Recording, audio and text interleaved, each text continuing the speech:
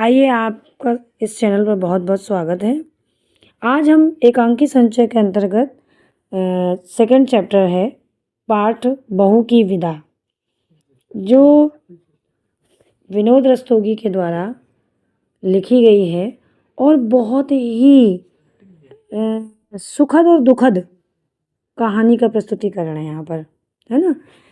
कह सकते हैं कि एक जो कुरीति है हमारे समाज की, दहेज प्रथा, उसका यहाँ बहुत सुंदर उदाहरण देखने को मिला है कि किस प्रकार से लोगों का व्यवहार एक अच्छी बहू ना चाहते हुए अगर वो दहेज लेकर नहीं आती है तो कैसा बदल जाता है उसके प्रति। ये सारी चीज़ें यहाँ पर दिखाई गई हैं। तो आइए देखते हैं बहू की विदा, विनोद रस्तोगी द्वारा लिखा हुआ, जिनका जन्म 1923 में उत्तर प्रदेश के फरुखाबाद के ज़िले में हुआ था। इन्होंने अपनी शिक्षा भी वहीं ग्रहण की। स्नातक की भी जो उपाधि थी वो इन्होंने कहाँ, कानपुर में की, और हिंदी विषय से एमए थे। आकाशवाणी इलाहाबाद केंद्र में इन्होंने नाट्य निर्देशन पर कार्य किया, इस पद पर रहे ये, और बहुत सारी इन्होंने रचनाएं की, कहानियाँ बहुत इन्होंने लिखी, है ना, अनेक प्रकार की, जैसे नए हाथ, आज़ादी के बाद, बर्फ़ की मीनार, गोपा का दान, इस तरीके से। तो आइए आज हम लोग इनकी इस कहानी को भी देखते हैं और इसका आनंद लेते हैं और इससे सीख भी लेते हैं, है ना। तो सर्वप्रथम हम लोग पात्र पर का परिचय देखेंगे। इसमें परिवार के मुखिया हैं जिनका नाम है जीवनलाल, राजेश्वरी हैं जो कि इनकी पत्नी है, रमेश जीवनलाल का बेटा है जिसकी उम्र 22 वर्ष है, और कमला, राजेश जो रमेश है, रमेश की पत्नी, इसकी जो आयु है 19 वर्ष है। और एक पात्र है प्रमोद जो कि कमला का भाई है। ये सारे पात्र हैं, जीवनलाल, राजेश्वरी, रमेश, कमला, प्रमोद, ये सारे मेन पात्र इस कहानी के अंतर्गत हैं। ये कहानी उस समय की है जब एक नई नवेली दुल्हन बहू अपने मायके जाती है सावन के महीने में। उसका भाई जो है प्रमोद, वो अपनी बहन कमला को विदा कराने के लिए घर पर आया हुआ है और घर में वार्तालाप कर रहा है कि बहन को लेने आया हूँ तो उसे विदा कर दिया जाए। तो उसके घर के जो बड़े मुखिया हैं परिवार के, जीवनलाल, उन्होंने इस शर्त को रखा कि नहीं, अभी तो विदा नहीं होगी। तुम लोगों ने शादी वादी में अच्छा सा काम नहीं किया था, स्वागत वागत किया नहीं, मेरी बड़ी बेइज्जती हो गई। तो अब जब तुम 5,000 रुपये लेकर आओगे तब मेरी उस बेइज्जती में जो मुझे कष्ट हुआ है उसमें मरहम लगेगा। तो जाकर अपनी माँ से कह दो कि विदा नहीं होगी, जब आप मेरी चोट का मरहम भेज दोगी तब विदा होगी।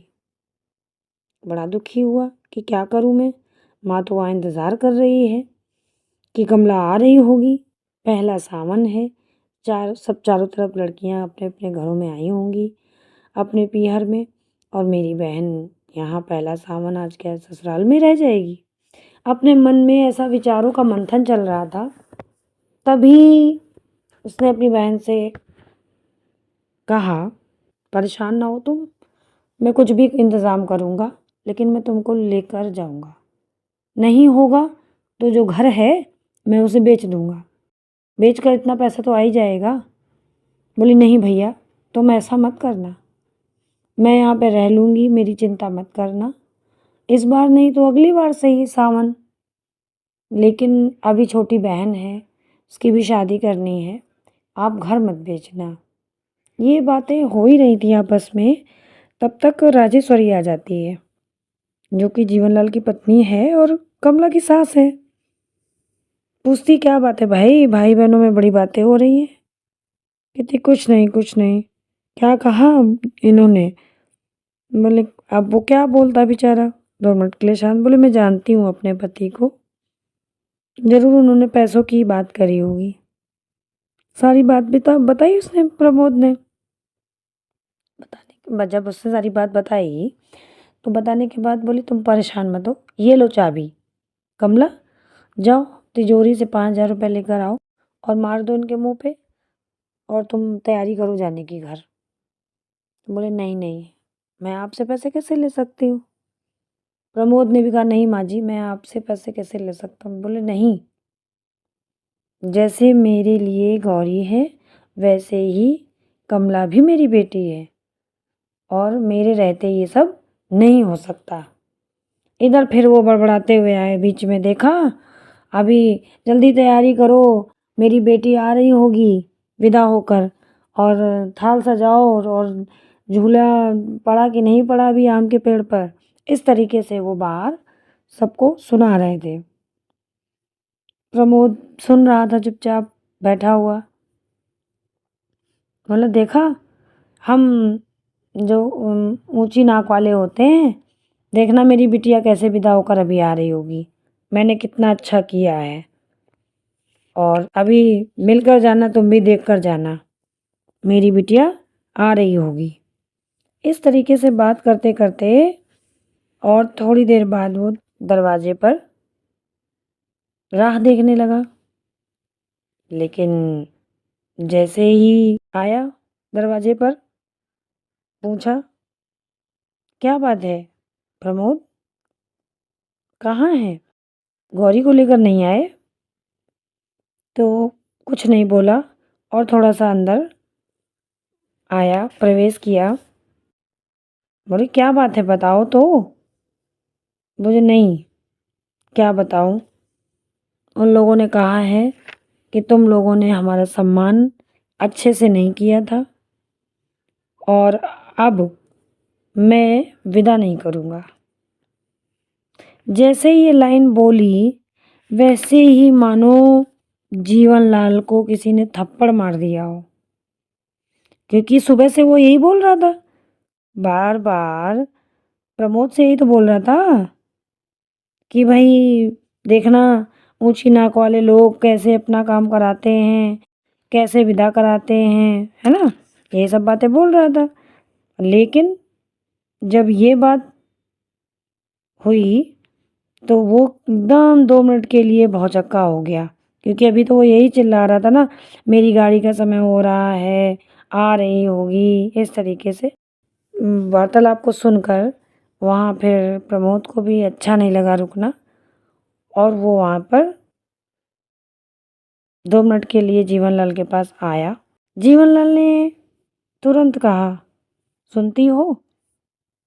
राजेश्वरी ने कहा, हाँ बोलो। आंखों में आंसू थे लेकिन वो कुछ कह नहीं पाए।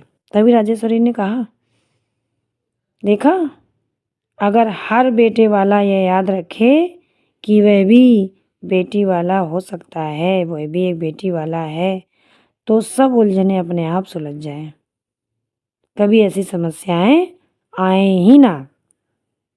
जीवनलाल अपनी पत्नी की तरफ देखता है, वो कहता है, शायद तुम ठीक कहती हो।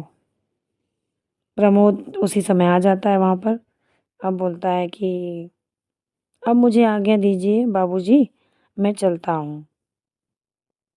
जीवनलाल बड़ा चौंक कर देखता है, अरे प्रमोद, हाँ, मेरी गाड़ी का समय हो रहा है, मैं अब जा रहा हूँ और जल्दी वापस आऊँगा, है ना, मैं याद रखूँगा आपकी बात, और इस बार आपकी चोट के लिए मरहम लाना नहीं भूलूँगा।